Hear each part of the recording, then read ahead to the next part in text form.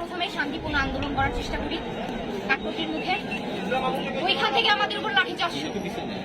এরপর আমরা থামাই তাদের যে আমরা শান্তিপূর্ণ আন্দোলন করবো, আমরা পিছন থেকে ঘুরে সদরঘাট হয়ে তারপরে এখানে এসে জড়ো হয়েছি। আমরা বলছি যে আমরা শান্তিপূর্ণ আন্দোলন করবো, বেশিক্ষণ নিব না, আমরা 2 ঘন্টার মধ্যে পাশে আন্দোলন করবো, কারো গায়ে আমরা হাত দিব না, যাত্রীদের কোনো হয়ে গেলে আমরা হাত দিব না।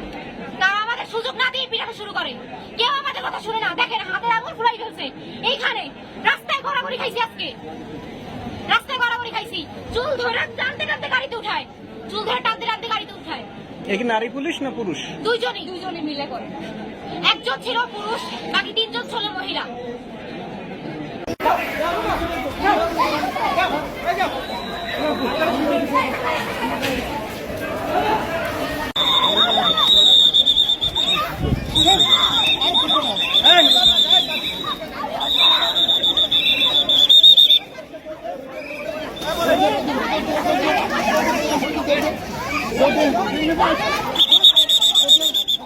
হাসপাতালে মাথা ফেটে যে মেয়েরা গেছে তাদের মাথা তো আর এমনি এমনি ফাটে না, পুলিশের লাঠির বাড়িতেই ফাটছে।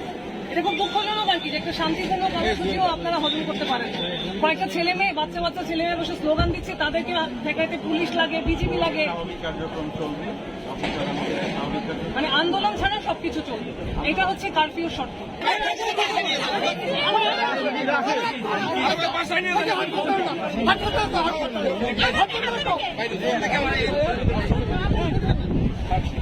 ফটো